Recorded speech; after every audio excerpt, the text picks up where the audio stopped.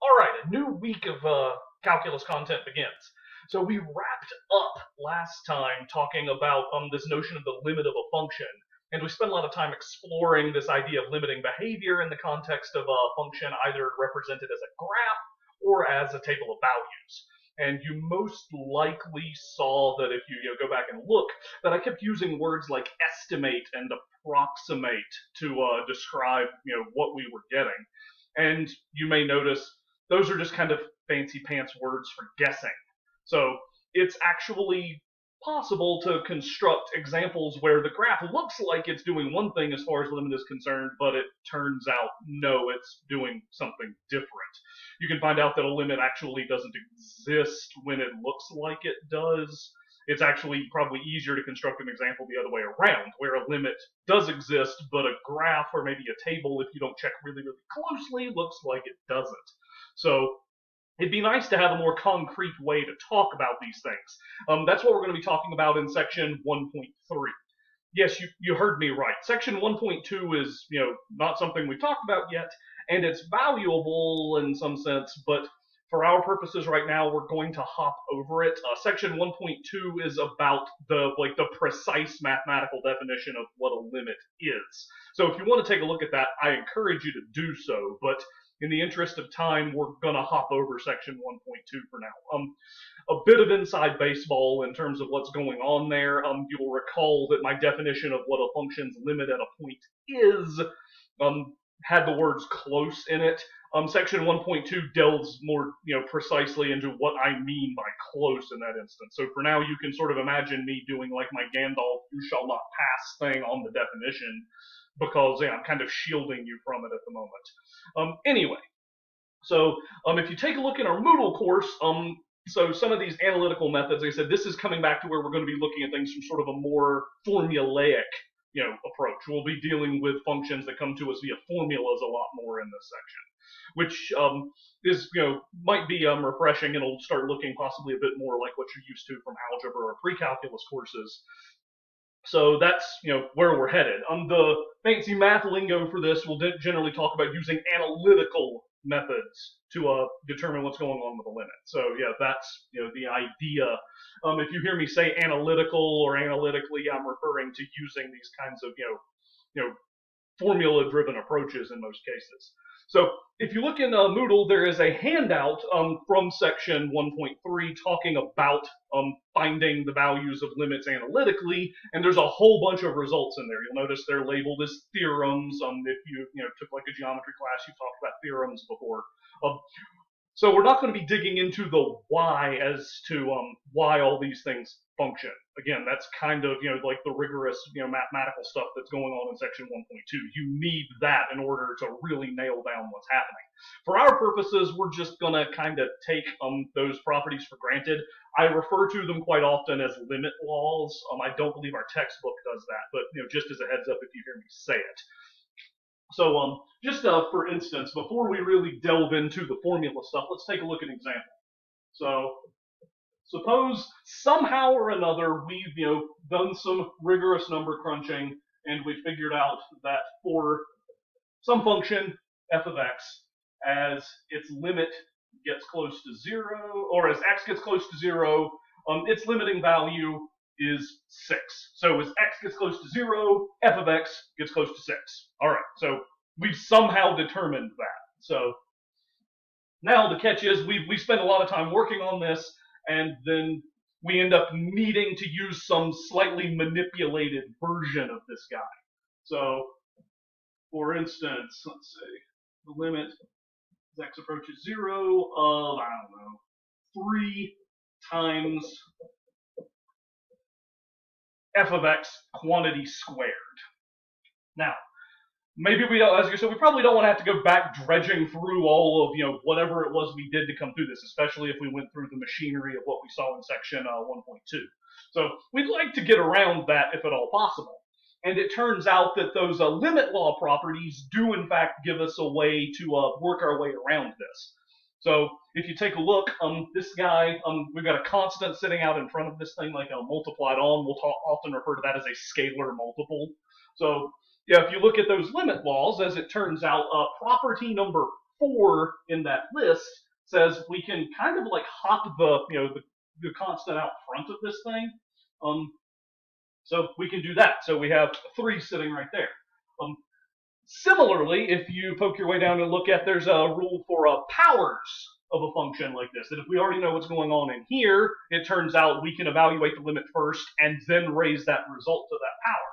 So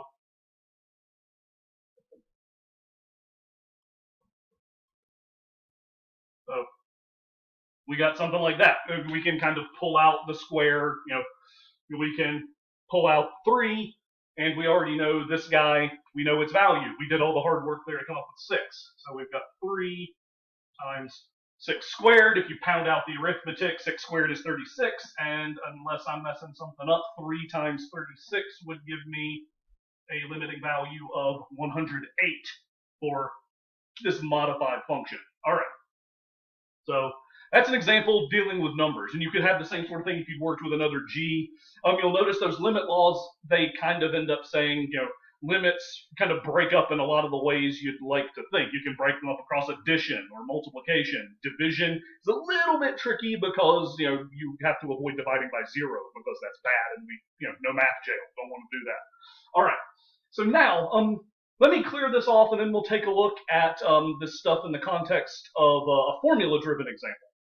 All right, so here's an example where, like I said, we've got a function that's coming to us via a formula. So, let's see how these limit laws end up, working in this context. So we have the limit as x approaches the value 3, our function. We have the square root hanging around here, and then we've got underneath it the polynomial x squared plus 8. All right, so kind of working through these limit laws bit by bit, let's see what ends up happening. So first off, if you notice, property number 8 says we can actually kind of pass limits underneath radicals, roots, as I think it's phrased. So we can do this.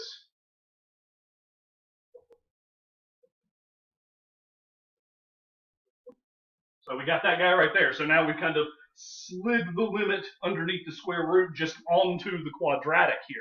All right, so now how much further can we break this bad boy down? As it turns out, we can break it down pretty far. So I said before, limits break up across sums and differences. So that's property number 3. So we actually have like the limit of this guy plus the limit of the 8 hanging around on the back.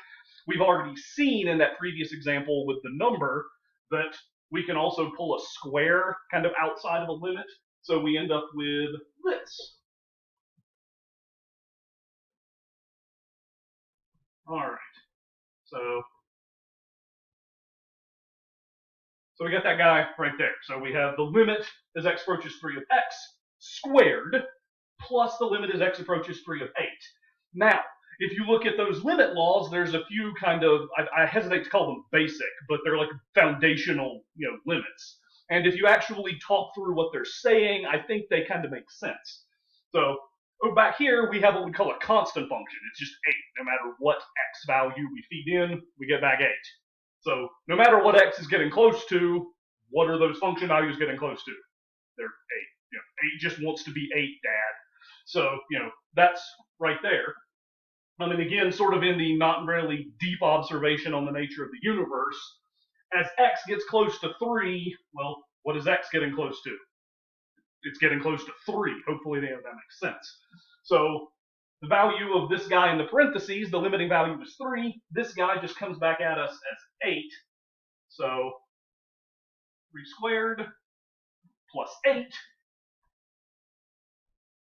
And so the overall value of our limit ends up being the square root of 17. All right. So hopefully, that example makes sense. I want to take a look at another one that's a bit more intricate real quick. And when I say take a look at it, I mean I'm leaving it for you kind of to play around with how these limit laws end up breaking apart. But take a look at this for just a moment before I move on to the next example. All right, so this guy doesn't have the radical in it. He's got a division, which again we kind of need to be a little bit careful with, but we'll see how that ends up working out. All right, so we have x cubed plus 4x minus 7 divided by the quantity 3x plus 2. So I'm short on board space, so I'm not going to be able to work through quite as laboriously how all of the individual limit laws break down. But what I want to do to begin with is assuming that the limit of this thing in the bottom is not 0, the limit laws say we can break that thing up. So we're going to end up verifying that no, it doesn't equal 0 down below, so that's okay. All right, so we got that guy right there. All right, so now what I want you to do, press pause for a second and try to use the limit laws like we did in that previous example to break this thing apart and see what you end up getting. Beat. Okay, so now once you've taken this thing apart, what you should end up with is 1 cubed plus 4 times 1 minus 7 as you use all of those limit properties. Down here, we get 3 times 1 plus 2. Make sure my multiplication is nice and clear. All right.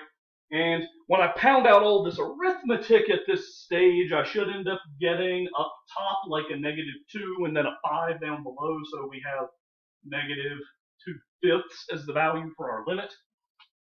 And you might end up noticing a bit of a pattern here. Like if you look back at the previous example and then you look at this one, this piece right here and this piece right here, they look kind of familiar, right? And the same thing happened with that square root example. If you really kind of cut out all of the middleman stuff, it looks like all I really did was take this limiting x coordinate and plug it in to any x that shows up. The same thing was true back in that previous example. I would have gotten the same square root of 17 if I had just jammed 3 into the formula in the first place. So there are times that you got to be careful with that, but it is a very handy way sort of to play around with what's going on here. We'll often refer to this move of going from here and just plugging in the limiting x value and seeing what happens as direct substitution. And as it turns out, when you play around with this stuff, and if you look at those limit law handouts, there's a whole lot of them that for a lot of the functions that we already know and love, this direct substitution thing works so long as the function is defined. If you need to evaluate a limit for the function as we get close to a point, you can just plug the limiting x coordinate in directly and then see what ends up happening. All right, so I said in a lot of circumstances that happens. So I'm gonna draw this video to a close, but in the next one we're gonna see what happens when direct substitution kind of fails us. Sorry.